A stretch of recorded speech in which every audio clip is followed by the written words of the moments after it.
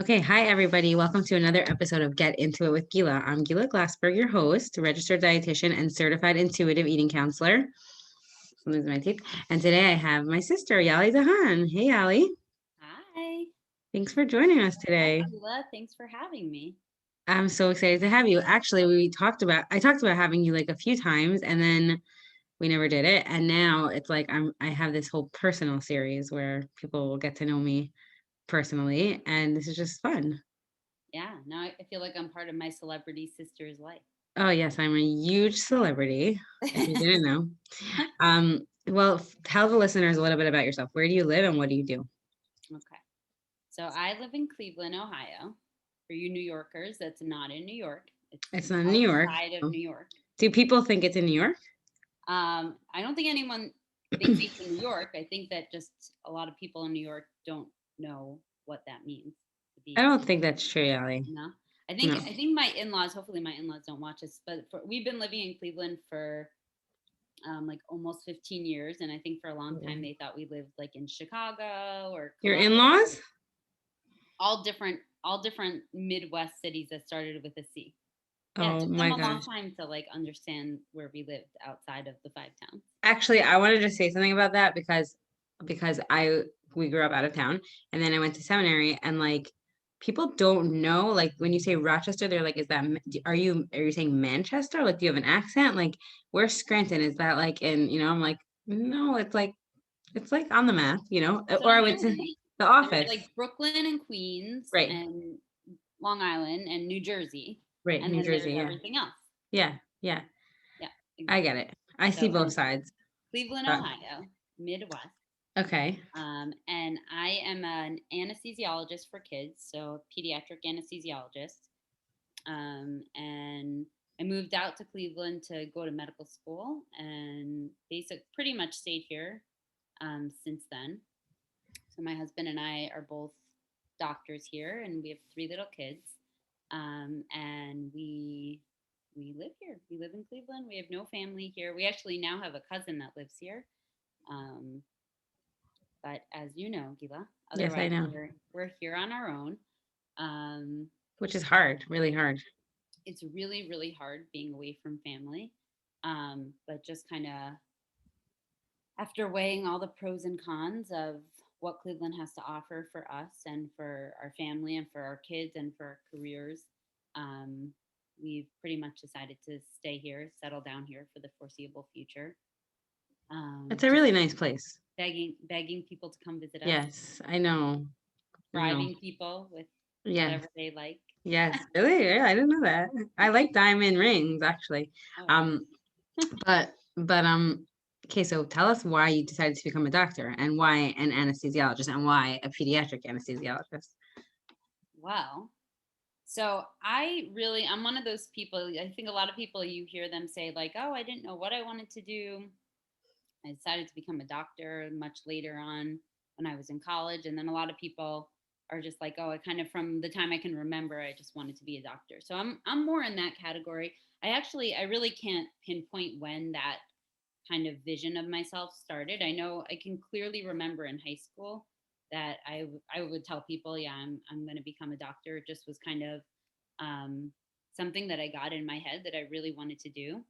Um, although I can't really pinpoint exactly when it started because we don't really have anybody in our family. Now we have some people in the healthcare field, like you, Gila, and Right. some of our other sisters. But growing up, we really didn't have anybody in our family in healthcare. And Yeah, I that's really think, interesting that you didn't have like a role model or like someone who spurred it. yeah, I think like when I think about it, I think what kind of started it, I was very drawn to like my science classes in high school. Like I just loved like biology and chemistry. I just really, really enjoyed it, and I saw that I was good at it. I got like kind of like a lot of positive reinforcement from my teachers, but I never saw myself as being like a scientist, like a bench scientist, like working in a lab. I'm definitely a people person, um, and so I think it was just kind of I was drawn into the medical field because of like the science background, but also because of the people background. Like I Mhm. definitely am not someone that would have been able to just like work by myself in like at like a bench in like a lab. Like working in your Um, basement, home office type of yeah, thing. yeah, and I never really I liked a lot of like the like math and stuff behind, let's say, like chemistry, but I never like loved necessarily like being in a lab and doing experiments like that. Like that wasn't that was more just something like I had to do as part of my classes. But I definitely really liked biology a lot. Like I just thought it was so interesting, and then I really enjoyed like the math behind like chemistry. So Mm-hmm. I liked the schooling a lot. Um, and then I had a moment in college where I was like, oh my God, I had just gotten back from seminary. So I was, I want to, how am I going to have a family and be a doctor? Because again, I really didn't have a lot of role models. I mean, Mm-hmm. nowadays, now I know a lot of women in medicine that are able to have a family and be a doctor and, in my perception, do it well. Mm-hmm. But at the time when I was like young and 18, and really I had a lot of role models for women that were moms and wives, and I knew that I wanted to do both of those, but I really didn't have a role model for anybody that was doing both. And so I started having doubts about that career choice and kind of thought, well, maybe I should, if I really am interested in medicine, maybe I should do something else. Maybe I should do nursing Mm-hmm. so that I can still be in the medical field, but also be able to have a family. And so when I started my undergraduate work, I was thinking about doing nursing. And then I kind of had this, like, one of these aha moments at some point where I was doing really well in my classes. I was taking the classes for medical school. Mm-hmm. Um, You were and pre-med. I wasn't pre med because I was going to go to nursing school, but Mm-hmm. I was in a pre med biology course. And I think that was more of even like a scheduling snafu. Like I think I was supposed to do like a different biology for nursing, but either register for the wrong class or didn't get into the nursing one or something. I don't Mm. remember how I ended up in the pre med one, but that's where I was, and that's actually where I met Isaac. I was gonna say, So is that where you right? it was just serendipity that set Well, us on isn't the that path. crazy? Because maybe you wouldn't have met Isaac if you were in the right class, Maybe the right or the wrong class, because correct, ended up doing right. exactly. And so I had one of these moments where, like, even though I was only 18, I was like, I'm pushing myself to do something different than I thought, because I'm worried about what it's going to be like when I'm in like my 20s and my 30s and I have young kids. But then I'm like, well, what about the rest of my life? Like, I'm going Mm-hmm. to, God willing, be like in my 40s and 50s and 60s and 70s. And then, like, my kids are going to be all grown up and I'm not going to have done this thing that I always really wanted to do. And Right. I never saw myself as like, oh, like, let me go back to medical school when I'm in my 40s, which Right. people do. But I People never, do like, that, I yeah. wanted to just kind of get my education out of the way and But then you're also like a logical person and like a type A type of person, I would say. that's true. But even now, I still think back to my 18-year-old self and I'm like, wow, that was like a lot of decision making for like a Yeah. really young kid. Did you have like a sounding board? Like you have some friends who are doctors now or like dentists or like in the, medical field. Is that like, did Yeah. you run that by them? I don't know if I ran it by them, but I can definitely say, I mean, my group of friends at the time when I decided to definitely go for medicine, they were mainly my friends from seminary. Mm-hmm. And most of them were doing something in the medical field. Like I had Right. a really good friend going to dental school, Right. a really good friend going to medical school. And so, I feel like I don't know how much they were necessarily influential in my initial decision to say like, oh, I'm going for this, but they definitely were my support system. We all kind of Mm-hmm. supported each other, Right. so like when you're studying all the time like that, your core group of friends become other people that are also studying all the time because Right. we're like always studying, always taking tests. And so your group of friends just kind of become like the other people that you're around, but also people that understand like what you're going through and what those stresses are to like have to study and have deadlines and then all the other. I mean, it just gets more and more competitive. It's like not Mm-hmm. enough to just do well at school. You need to have research, you need to do Mm-hmm. volunteer work. Mm-hmm. So there's so much to do. So we all definitely like supported each other. Mm-hmm. um, but yeah, but that was my aha moment. I would say I was when I was a freshman. I'm like, I'm doing really well in these classes and I know that I can do this. And I feel like if I don't do it, I'm going to regret it. Like there's Mm-hmm. going to come a time where I say like I gave up on this dream. Um, and now like my kids are older and don't need me to like be there all the time. And now I never did what I wanted to do. Right. Um, and I'll tell you, like, I think about that now, and that's advice that I give people because a lot of like young girls and guys will ask me, like, oh, like, I'm thinking about medical school. Do you think I should do it? And my advice is really the same advice that I gave myself. Like, I tell people, if you're really passionate about this and this is your dream, you have to do it. Mm-hmm. You just have to do it because you're going to regret it, and it's too hard and takes up too much time to like advise somebody to just do it later. Some Right. people do it later, but I Right. think that's even harder. I think if you think that you want to do it and you know that you can do it, you just do it when you're young. But if there's anything else that you think you're interested in, do that because it Right. is really hard. It is like a huge commitment. You basically Yeah. dedicate most of your 20s to your education and to your career. And if like I'm on the other side of it and say like, oh my God, I'm so happy and so grateful that I did this and I love what I do. Right. You happen to love your job. I love my job. But if you don't love it, I have a lot of friends that don't love their jobs. I mean, As doctors? they're doctors, yeah. Mm-hmm. And they did all the same training that I did, and they like either like are trying to like find other things to do or like are always switching jobs or just like don't feel like satisfied. And like That's it's the worst feeling ever. yeah, I really feel for them. I really do because I Yeah. think, After all that and then I feel schooling. so grateful for like the field that I chose to go into because Mm-hmm. I think I think had I gone into other fields, I would have a lot of the same frustrations.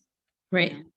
know, Was medical school or like you said, like all those years in your 20s, like was it as hard as you expected? Was it harder? Like was it something that like you could never expect, like how hard it is?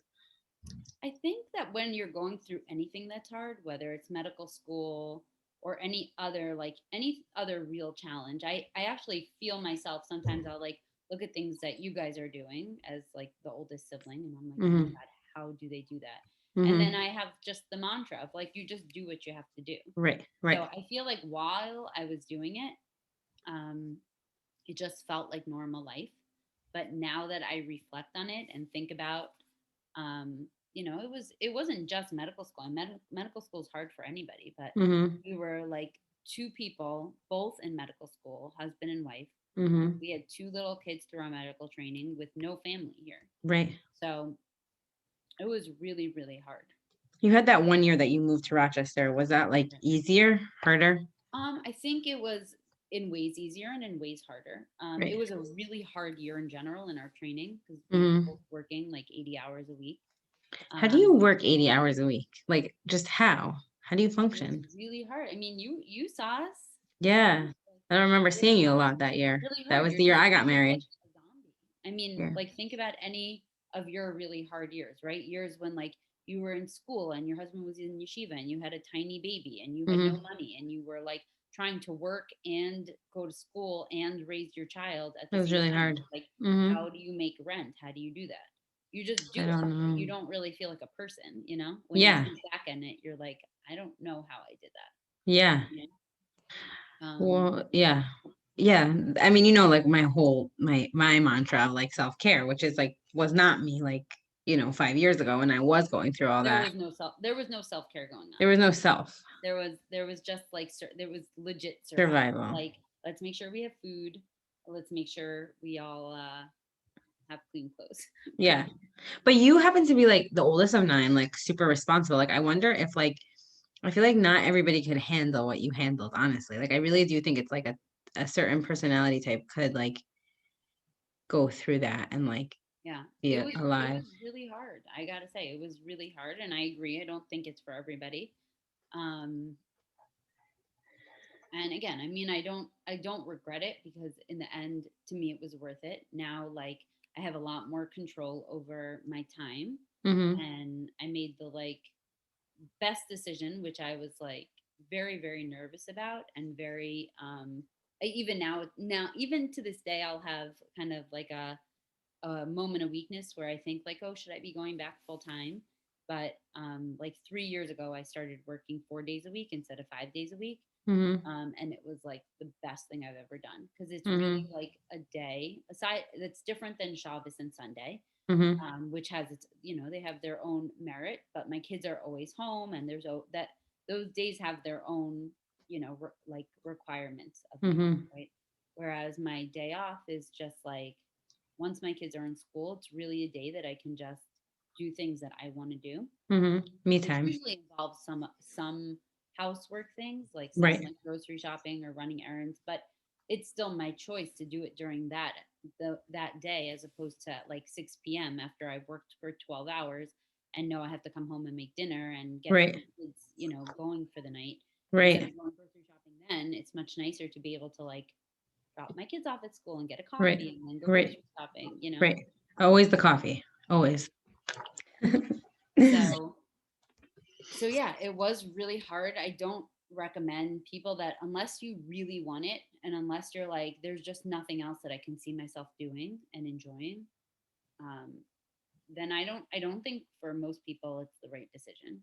It's like you really put a lot of yourself on hold for a long Mm-hmm. time. Mm-hmm. Um, and I think that unless you have, I'm surrounded by a lot of mentors in my field who also work part-time and who encouraged me. They're also like moms whose husbands have demanding jobs, and they were very like supportive and encouraging for me to work one less day a week. And so, as opposed to their other fields, I think that women can go into where it's like, oh, like slacker, Mm-hmm. why Right. aren't you like pulling your weight around here? Right. So I think it's important to like, I think part of that is luck. I mean, again, some of these decisions, they were active decisions, but like, I obviously don't have a crystal ball. I didn't know how things were going to turn out. So I think to some degree there's some, like luck involved. Um, It's crazy that you're saying 4 days and like your work like 12 hours a day is like considered part-time in your field. Like that's just like even that is like so crazy. yeah, yeah, it is. I know my husband calls me semi-retired, which is Uh, lovely. oh my gosh, that's hilarious. And so you're so Isaac. But how did you decide like anesthesia and pediatrics? So, Gila, your picture's frozen. I don't know. Can you still see Oh, me? I still see you. Yeah. Oh, okay. Is it still Um, frozen? yeah, your picture's frozen. All right. Hopefully then. So, but it's Oh, a good shot of you. So at okay, least great. those Awesome. like awkward shots where Oh people are yeah. like frozen with their mouth open. Uh-huh. Yeah. So at least that. Hmm. Tell me Um, when it's not frozen. okay, I'll let you know. So, so I chose anesthesia almost like a process of elimination. So, in med school, so you spend your first 2 years. Now you're not frozen. Okay. You Hi. spend your first 2 years spent with most of your time in classes. So similar to like what you would think of in like as college. So you're Mm-hmm. like taking courses and taking tests and studying. And there's a little bit of interaction with patients, but it's very little. You're mainly doing like book work and Mm-hmm. learning how to do parts of your of like your like clinical work, but on like fake people, on standardized patients that are basically being paid to allow you to examine them and learn how to do your physical exam, and how to like write your note and how to report your findings and things like that. And then your third year, Did you like that? Like those first 2 years? yeah, I mean, it was just kind of felt like a continuation of college to a degree. Mm-hmm. It was just like book learning, like so what I Mm-hmm. was used to. And it was exciting because we had like a glimpse into starting to see patients, but like you don't feel anywhere near like a doctor yet, like in your first Right. 2 years. Right. And then kind of like, I don't know if you've spoken to Yali about her experience, but like she's so cute, and she Yeah. is like starting to see I yell at patients. our younger sister who is Yeah, becoming who's an eye becoming doctor. a Right. so she's starting to like see patients, and she's like, oh Yeah. my god, they let me see real people, Yeah. So Yeah. Totally. I relate a lot, like listening to her experience. I kind of Yeah. like makes me remember a lot of mine. Are they Um, like mean to you when you're like not a doctor yet? Like the other like the real doctors? Do they like treat you like in the movies, like they're like no, really mean? they're No? really nice. They're nice. most of them are really nice, because you have to remember that anybody that's choosing to work in a hospital that has medical students and residents is usually interested in teaching, because Mm-hmm. otherwise you would work in a hospital, like a private practice hospital, Mm-hmm. you know. Yeah, that makes sense. Yeah. So no, they're really nice. Um, so yeah, so in my third year, so you have to do, everybody has like 7 or 8 like required rotations that you have to do as a medical student, like your basic rotations, like surgery, pediatrics, internal medicine, OBGYN, like everybody has to do these. And this is kind of where you decide. Like some people know what they want to do when they start, Mm-hmm. but most people don't. And this is kind of, you're rotating in these fields, and this is when you decide like what type of subspecialty you want to do. And so, I started rotating through things, and I knew pretty early on that I did not want to do surgery. I was not into that. And then I did in my internal medicine rotations, which I really liked. But I realized that I didn't like taking care of people in like an outpatient setting, like in an office. I just didn't like office medicine. I felt like I was doing like a lot of charting, and this sounds crazy, but like I didn't really enjoy taking care of healthy people. Like just like Mm-hmm. double checking that healthy people were still healthy. I'm like, it just didn't like do it for me. I wanted to like be like problem solving, Mm-hmm. and That makes like sense. No, that really makes sense. It was like understimulating. it just, yeah, I just like, as much as I liked, like I definitely didn't want to not interact with people. Like I wouldn't have done, let's say, like pathology, where you're just like sitting, you know, by yourself and looking at slides. I wanted to interact with people, but like I wanted my primary like time, like most of my time to be spent with medicine, with people, but Mm-hmm. more medicine than people. And I just felt like in the outpatient setting, it's like most of the time everything's fine. So I'm Right. not like practicing a ton of medicine. You I hear just that? didn't really enjoy it.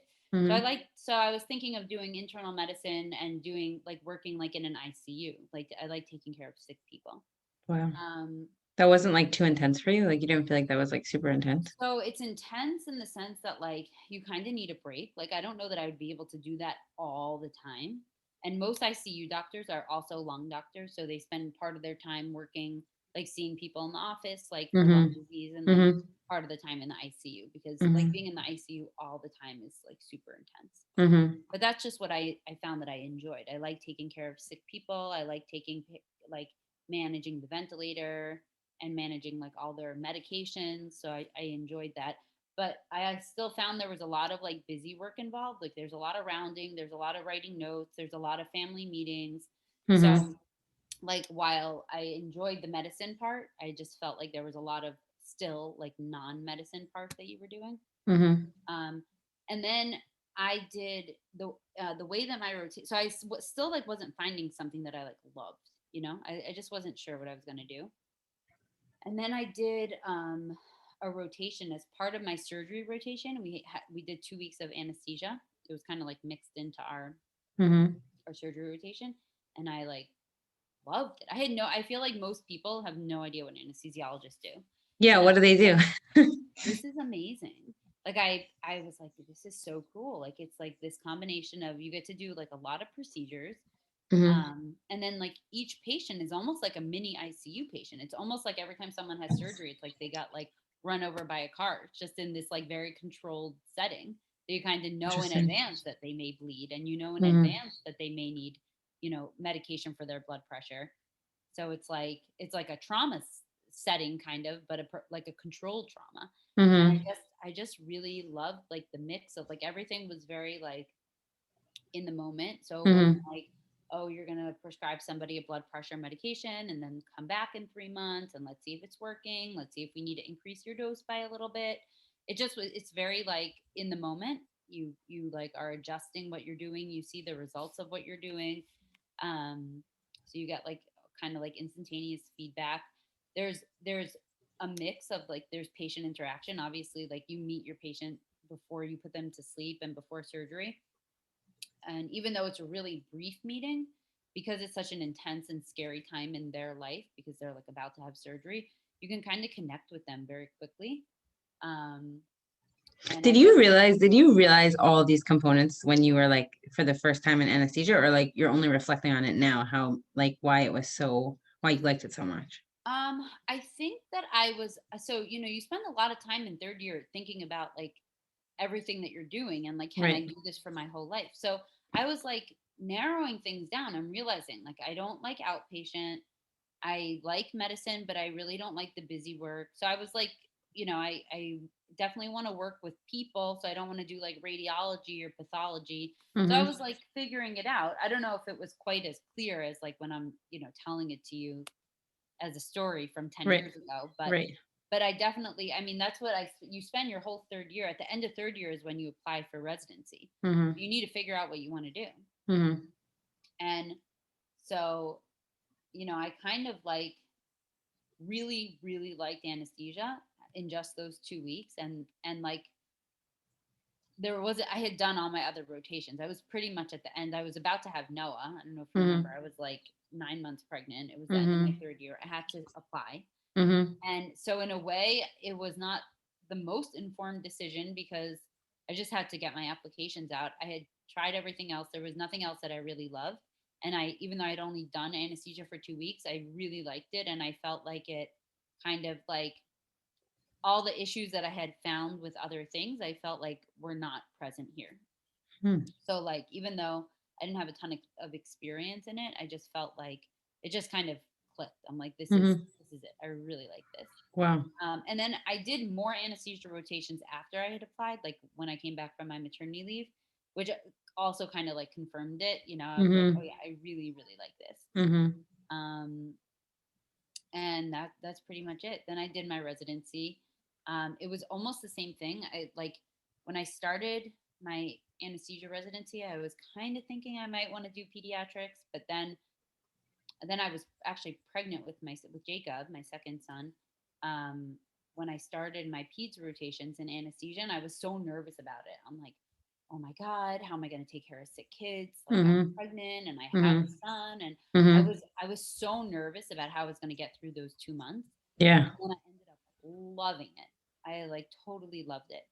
And I was like, do I just like it because the people are nice? Because I had the rotation I had done beforehand, the people were not nice. Mm. I'm like, maybe it's just like maybe they're just being really nice to me because they're peds and I'm pregnant and like Right. let me Right. just give it some time. And then so I decided to like they were all like encouraging me to go into pediatrics. And Was so this already in the Cleveland Clinic where you work now? yeah, Yeah. yeah. It's people that you work with still? These are yes, Wow, that's funny. these are my people. Your people, yeah. Um, but I just was like I just totally loved it. It was kind of similar to how I totally loved anesthesia. Like I really enjoyed working with kids. I really enjoyed like that when you're like explaining things to kids you're kind of you're speaking to both the parents and the kids, and you need to explain things on like two different levels at the same time, and like Mm-hmm. the parents are nervous and the kids are nervous, and you're like you have just like a few minutes to get them to trust you with their child, and then like everything that you're doing is so much more challenging because it's like everything needs to be super exact because they're small, and everything needs to be weight based, and all your procedures that you're doing are on like tiny people and tiny veins and tiny airways, and it's like everything that I loved about anesthesia, but even more. You have to be like so meticulous and so like on top of everything that you're doing.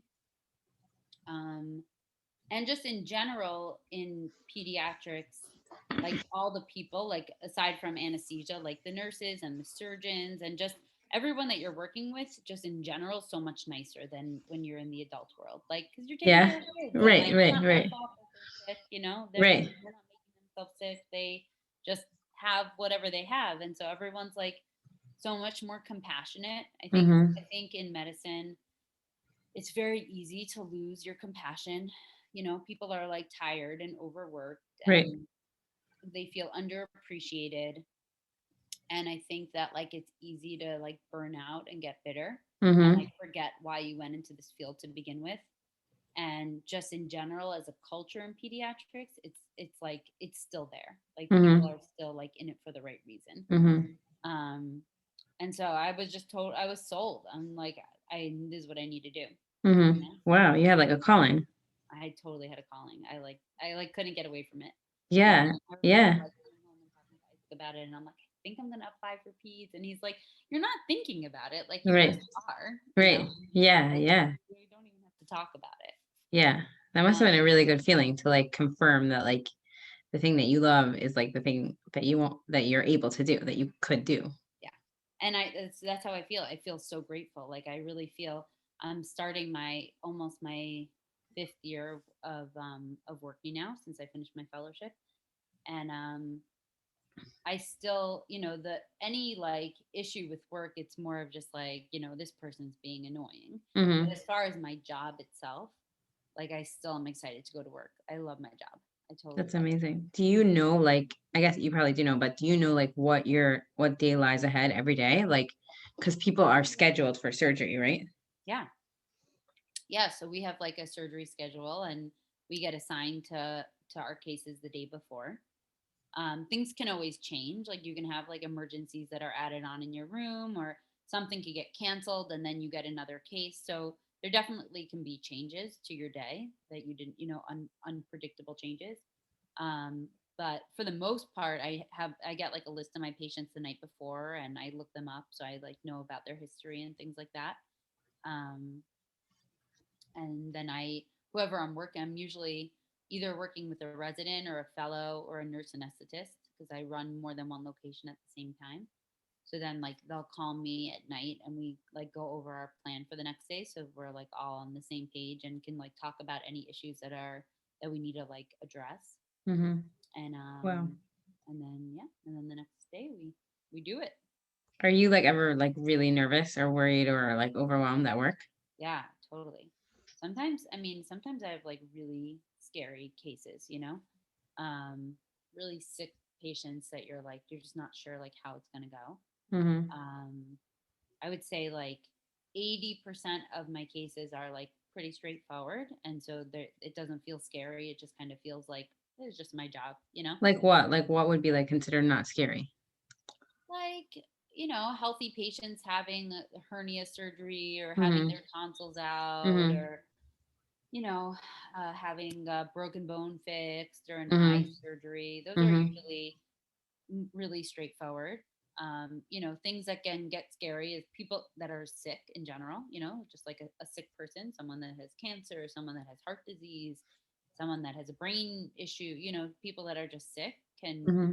are at a higher risk of not doing well under anesthesia. Hmm. Um, and then anytime I have to take care of a really small baby, like a baby that's in the NICU that weighs like, you know, 2 pounds, 3 pounds, those are, it doesn't matter how many you do, they're always nerve wracking. Oh They're my just God, I always nerve cannot imagine. I really can't imagine. It's crazy. wracking. So small. Every time we hang out and you like talk about these things, I'm like, I can't believe you, like my sister does this. Just because it's crazy. Like you're so like normal, but like you have such a scary job. Like, Yeah, it is. Sometimes it's really scary. I gotta say, but it's not always. Like I don't think I right, could do it every single day scary like that. That would be too stressful. It right, needs to be like broken up. Where yeah, and it's not to say like I could take a job that's like really like that would be pretty much easy every day. But mm-hmm, I wouldn't even want that. Like I like the challenge and I like if I never did cases that were challenging, that would be really boring and like mm-hmm, not stimulating. So I right, enjoy being able to like do cases that like get my heart racing, and make me mm-hmm, nervous. That's like I feel like that's what keeps my like skills up. mm-hmm, But definitely not something I would want to do every day. right. Where do you see like yourself going in your career? Do you see yourself doing this like for the rest of your life, or do you see like your working life, or is there like Um, something else that comes after this? I don't see myself with like a different career path or anything. I'm not like a secret I don't know, musician. No, no, Um, I mean like let's say like in 10, 20 years you see yourself like I don't know, teaching it or opening your own practice or like something oh, like that. not really. I really like see myself mainly. If anything, I can see myself like working less. Like I could see like as I get older, wanting to do it like let's say like 3 days a week instead of four. I to me like if I were to go to like a less acute setting, like let's say I worked like an outpatient, like there's kind of no point. It's like super boring to me. Mm-hmm. Mm-hmm. So, but like I could definitely see myself like, just wanting more time off and like less days doing those stressful cases. But Mm-hmm. like I kind of joke and tell my husband like I don't see myself like truly retiring because then it's Mm-hmm. like, you don't want to like not use your brain and like Yeah. Right. just not have something to do. It's like Right. I feel like I wouldn't do well with that with Right. retiring completely. But Yeah. I definitely, I think just kind of tying it together, I think that when you're in training, you're in like survival mode. You can't even think about like, "Oh, what would it be like if I had a day off?" Because Right. you don't. So there's no point in even thinking about Like it. 7 days a week? Like what is it? You have one. You have to have one day a week off Mm-hmm. as a resident. Mm-hmm. Um, but like again, that day would be like Shabbos. Like it's Right. not. It was very much survival mode. Like you don't have time. When you have time, you're like studying. You're tired. You barely have any money, so you can't Mm-hmm. like really do anything. Right. So you're just So in crazy. survival mode.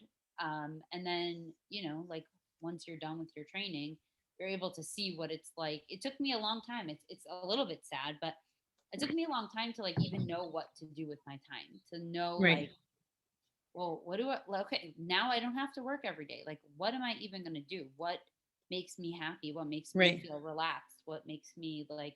What are my interests? What do I want to do? Right. Because for so long, you kind of have to like suppress that while Right. you're doing the training. Right. Um, so like if you had asked me like 5 years ago, like what would you do if you had a day off? I truly I don't even know what I would say. So what is like your perfect day off? Oh, Today you had a good day. now I know it. Now I know. But like I had to like work on it because I Yeah, had like yeah. suppressed it. So my typical day off is let's see, what do I do? I take my kids to school, which they really like when I do that. They could go on the bus, but you take them? Well, yeah, they're not taking the bus this year because of COVID. I have a Oh. babysitter that drives them. Oh, But okay. um but yeah, they really like that was like part of me wanting to have a day off is they really want me like taking them and picking them up from Mm-hmm. school. So like I really try to make that a priority to like always be available for them during those times. Mm-hmm. And then just kind of depending on the week, like once I drop them off, I'll either like go grocery shopping, which can be relaxing to me depending. Yeah, I get I that. usually work out on my day off, so that's like a dedicated time that I know like is protected because sometimes it's Mm-hmm. really like even if I try to work out like after work, sometimes I'm just so tired. And I also like will find other things to do, like oh I have to help this one with homework or I have to do whatever. It's kind of like easy to push it off, but I Mm-hmm. schedule it on my day off. It's like on my schedule. Like I can't I have no way out of it so that I know that I'm getting that done. Do you like it? Um, I do like it a lot. It depends what I'm doing. So some of the exercises that I do feel more like work, and I do it more just 'cause, like I feel like I need to. Um, but my Wednesdays, which is my day off right now, that I really like. I work out with this Israeli lady here. I think I've told you about her, Mm-hmm. Ronly. Shout What's out her to name? Ronly, Romley. Ronly Omer. You told me she has like a place in her basement. Yeah, so she has like a little gym in her basement. Um, and so I have like a set appointment with her, so that keeps me on schedule because Mm-hmm. otherwise it's so like easy Push it off. to push it off. Mm-hmm. And I can't necessarily say like exercising is relaxing for me. It kind of depends what the setting is. So when it's like when my house is crazy and I get to leave to do my own thing, then Yeah. it's like, nice because it's Uh-huh. time for myself. I know. Um, Totally. but I wouldn't put it in like a relaxing category. But it's self care in the sense that like I want to do this for myself to like I know that I feel better afterwards, and I know that like it just makes me feel better about myself. But it's not on the same level as like sitting with a coffee with my feet up. Like that's Right. relaxing. Right. You're right. But it's the type of thing like if I don't do it, then I start like feeling gross, and then I need to do it. Mm-hmm. You know. Yep. Um, and then I try to do like I'm not the hugest shopper, but I really love going to Nordstrom Rack and just like walking around. Like I usually don't even buy anything, but There's something about that store that's like super relaxing to me. You have nice stores in Cleveland also. It's like, Yeah, we really do. We have like nice shopping. it's pretty Yeah. and it's like I quiet. like to do that, or I'll visit like one of my other friends that are off on the same day. Like we'll like meet for coffee or just, just kind of like I try to do things that I otherwise don't have time to do. Mm-hmm. I got my hair done today. Beautiful. Is that relaxing? Yes, that's totally relaxing. I feel like when like we talked so much about like self-care and like different ideas. And I remember when I first started like deciding to like spend money on a manicure, like which is like $10, but it was like a lot for me. I was like, oh my gosh, like this is amazing. Like week 1, week 2, and then like by week 3, I'm like, I cannot sit here for an hour. You know? Oh no, it's relaxing to me. Yeah. No, I really like it, but like I have to have like the full 2 hours. Otherwise I get like super stressed. Like, you know what I mean? Yeah. Which is why like to me like the day off is so helpful because it's not just me like trying to like fit it in the middle of Right. everything that's crazy. It's like Right. dedicated time. Mm-hmm. Um that like it's almost crazy. It's like I need to schedule my relaxation, but it's like otherwise It's it's just really not. It's really not. Did you like know about the concept of self-care before like we talked about it like in depth, like every day? so I'll tell you honestly, like I can't remember exactly like the first time I heard about it, to be honest. It probably was from you. But for me, I would say the first time I started like really implementing it in my life. So I'm sure like your listeners know more about me than I've disclosed yet, just because they know you. So after mommy passed away, um, I felt like months after, I was still feeling very much not myself, and Mm-hmm. like I felt like I wasn't having like any patience for my kids or for like people around me. I just like didn't. I was like short with everybody. I just had Mm-hmm. no patience, Mm-hmm. and I was speaking with a therapist about it, and she's like, "Well," I was like, "Yeah, I just have no patience for anybody," and like I somehow feel like this is related to my um to like my grief, but I don't know how and I don't know why, and like I just want to like not be like that, but I don't Mm-hmm. know like I don't know how it's connected, but I feel like it's connected. And so she looked at me and she's like, "So tell me what you do for self-care." And I was like, "Did you hear what I just said? I feel like I'm grieving and I have no patience for people." And Right. she's like, "Yep, tell me what you do for self-care." And like I clearly like wasn't getting it. And Right. so her point was that, you suffered this like terrible trauma, and like if you don't have like the emotional wherewithal to deal with terrible things that happen in life, if you don't have like a buffer, if you don't Mm-hmm. build up your emotional strength, Mm-hmm. then when these things happen, obviously this was an extreme example, but Right. everybody has things that happen in life Mm-hmm. that require emotional energy. Um, and that if you aren't almost like building up your emotional like kind of like warfare, Mm-hmm. then you can't handle it, right? And so Right. she's like, so obviously you just experience this terrible trauma, and you can't even identify for me things that you're doing to like help yourself. What do you do for yourself? What makes you happy? What like like I think I always thought of self-care as like taking care of myself like physically almost. Mm-hmm. Mm-hmm. And she was like, "What do you do for self-care?" I'm like, "Oh, well, I exercise." And she actually asked me the same thing that you asked. She was like, "Oh, do you enjoy that?" Right. Because the point and her point was that self-care is just, it's not necessary, it's not taking care of your physical body necessarily, unless It's that's physical, something that, emotional, spiritual. It could be like everything. Like right, it's not just, whatever for that person, right? Like yeah. for somebody, self-care could just be like sitting and watching a movie. Like Right. for me, that's self-care. That relaxes me, that like helps me, chill out and reset. And so I really thought about that because it almost seemed counterintuitive. I was expressing that I felt like I wasn't interacting with other people in the way that I wanted to, and she kept bringing it back to me. She was like, "Because Mm-hmm. you're not taking care of yourself, Mm-hmm. and so you can't be there for other people the way that you want to be, because you're not, your like tank is empty. Mm-hmm. And so I thought a lot about it, and like it kind of in a way at that time didn't really like make sense to me. I'm like, that makes no sense. Like I don't see how me going shopping is going to help me have patience for my kids. It doesn't make Mm-hmm. any sense to me. It just didn't make sense. But I was like, all right, well, I have the time, I have this day off, I'm going to give it a try. And like I made a very conscious effort, because I think also after all those years of training, it was like I had almost like trained myself to like not really let myself relax, and like Mm-hmm. not like you it almost is like you can't prioritize yourself if you like want to get through it, and you just like need to be very hyper focused on like studying and just getting through the intense schedule and like the training. You can't Right. worry about if you got your nails done, like Mm-hmm. seriously, who cares, you know? Right.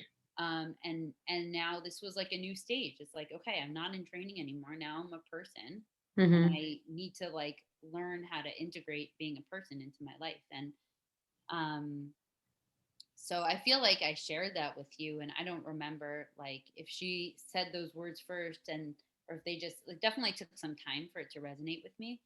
But that honestly, that is really like, I feel like what helped me kind of get through my grieving process was like just giving myself space, being like, it's okay to feel whatever you're feeling. It's okay to take time for yourself. It's okay to like, who cares if the refrigerator's not stocked? It's okay. Like, Right. who cares if you do take out for Shabbos? It's okay. Like, if Right. you don't feel like cooking, it's okay. Like, Right. just like listening Permission. to my own feelings, Mm-hmm. and like, and letting myself feel it, and like, and then and being okay with it, which it's Right. like a work in progress. Like I still like feel bad, if I'm like, oh, I do not feel like cooking and just do takeout, and my kids are like, we don't like this food. I Right. feel bad, Right. but I'm like, you know what? I'm a person. I don't want to be up till like midnight on Thursday night and then work all day Friday. Like Mm-hmm. I don't feel like cooking this week. Right. Um, so yeah, so it's definitely like a process, but now I totally have bought into the fact that like I am the best version of myself when I am doing good self care. I totally feel a difference. Like, so we're moving now, as you know.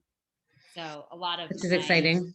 it's very exciting. And but a lot of my free time is being taken up by doing things for the move, which is not Right. necessarily like, relaxing to me. So Right. while it's a good thing and it's something that I want, I totally feel the difference. Like last week on my day off, all I did all day was run errands, and none of Right. it was errands that I wanted to do. It was like I dropped Isaac off to do something, and then I took the kid to the dentist, and then I had a doctor's appointment. So it was like things that I needed to do, but nothing that I actually wanted Not to do. fun. It wasn't fun. Yeah, and I was like so stressed out by the end of the day. I'm like, this is Right. just not how I want to be spending my off day. Right. Right. Um, It is fuel. It's like literally fuel. Like if you don't, I mean, it sounds so cliche now because like everybody's talking about like self-care, but like especially I feel like for a doctor, anybody who has like a really intense like work schedule, like you really don't have place for like yourself, like in your life. Like you're really busy with other people's lives and other people's like I know for me, like I know for therapists, let's say they have to um they have to have a therapist or they have to, I forget what I read about like something to do with self-care, but like that you actually can't like be your best self or your best therapist, your best doctor, like if you're not actually taking care of yourself. right. Yeah. I totally buy it now. It's so funny how so many people like have such a resistance to it, like and maybe part of it for you was that like that was like the way that you got through your medical training was the fact that you sort of like neglected yourself, if I I could would say say, that. yeah, So it's like I would totally say that. to go from the other to go to different, like to add something else back into your life, it really is sort of like a process. And then to have that suffer that major loss, it was probably just like the tipping point for you. Yeah, totally. Totally. Even though what's funny is that like mommy was like the biggest proponent of me working part time. She's Mm-hmm. like, you're gonna love it. You're gonna love it. I'm like, really? Are you Right. sure? I feel like I'm just like chickening out or something. I don't know. I had like a big issue with it. She's like, no, you're gonna love it. Why do you think you're so like what's the right word? Like you're just so like not hard on yourself, but just like such a go-getter. Like, is it just because you're the oldest of nine? Maybe. But I mean, part of it is also the culture. I mean, like, again, I practice pediatric anesthesia. There's a lot of women, there's a lot of moms. It's a Hmm. lot of people that have other things going on in their lives that are okay working part-time. But it's not common, like in medicine, for people to work part-time. So it's just not part of the culture. So I to feel go like is from it like, becoming more common? Like, I feel like, I think it is, but you don't experience that until you're done. So like, right, I spent 10 years in this very hardcore environment. So to like come out on the other end and be like, yeah, I think I'm just gonna not do as much. right, It's not part of the culture, right, right. you know? So Hmm. it's just it's just really hard to like to make that change, to go from being like, pushing yourself to as hard as you can and do like the absolute best that you can, to like shifting your priorities and saying like, yeah, work is important, but it's not like the most important, you Right, know? Because right, as a resident, you kind of have to make it the most important in a way. right. Or you won't get through it. Yeah. Right. Right. I actually remember that when I first started working, mommy was like, "Why don't you work part-time?" I'm like, "Because I don't want to work part-time. Like I worked so hard to get my degree. I'm working full-time." And then like it was horrible. But like I remember now, I mean now, like, I mean, I try to practice what I preach. Like I feel like I also schedule in my week. I look at my week, I'm like, hey, where could I fit in like my exercise or going out with my friends? Because like I just function better and like I'm better at everything, you know? Yeah, totally. So mommy knew that about self-care. She was good at that. I know. She Yeah. loves it. Yeah. But She she probably had, I mean, I doubt there was any self care going on when she was like, raising a lot of little kids and working and in school. right. Right. I don't doubt she ever did anything for herself. So, Right. And I think that now, I think that that was like also the culture, like just do, and like push yourself. Or maybe that was her culture, I feel like, to have 9 kids and to go back to school and everything like that. But like, I feel like now it is becoming more like acceptable, like what works for you, like make it easier on yourself because then everybody will do better. I think that that's just a hard balance for people who are like self-motivated, working hard. They feel like that is kind of like a cop out, but like like you're saying, you're practicing it now and you see how much better it is. right. But I think a lot of it is also like, so yes, so there is, I think, a general culture shift, like cultural shift. Um, and like, I'm supported. Like my boss supports that. She did Right. the same thing. I Right. think it would be very difficult if I had a boss that was like, didn't understand it and was like, Right. I don't know why you are choosing to work less, Right. like Right. that's a big deal. Like I actually, last year was offered like another leadership role, and I thought about it and I ended up declining it and saying like, I'm really flattered, but like I have too much on my plate, and Right. all this is going to do is be like another thing that I feel like I'm not doing well because I'm just doing too much. Right. And like, I feel like my chair was actually like kind of applauded that when I told him. Mm. Um, and he was like, well, good for you for like recognizing your limits and like trying to not take on too much. But I feel like if it was a different person, they would be like, like, weak, you know, like I that's don't not know. often that you turn down Right. offers in Right. medicine. Right. Right. Um, so I feel like I am in a very supportive, um, like I'm supported by my leadership. If I wasn't, and I was like always like fighting against it, to be like, no, I don't want to do that project. No, I'm not answering my phone on my off day. Like, no, I'm on vacation. Like, Hmm. sorry, I'm not available. So if I was like getting like looked down on for behaving like that, then it would be a lot harder to behave like that, Right. because Right. I would feel like pressured, like I wasn't, meeting my expectations, if like, if I was not supported in behaving like that, Right. you know? It sounds like you have a really supportive like work environment that like they're all for that part-time, or I don't Exactly. consider it part-time, but going from 5 days to 4 days and like Partially retired. Thanks, Kate. partially retired. Yeah. Um, okay, so it's almost been an hour, but we could just talk forever, the two of us. But um, so you don't have Instagram. I do not. and you don't have Facebook, but if people want to reach out to you, maybe there'll be some medical students listening. Yeah, right. Yeah. You can email me. You can put my Okay. email if you want. I'll put your email in the show Yeah, notes. And ljdahan@gmail. okay, I'm gonna put that in the show notes. And is there anything else you wanna leave the listeners with?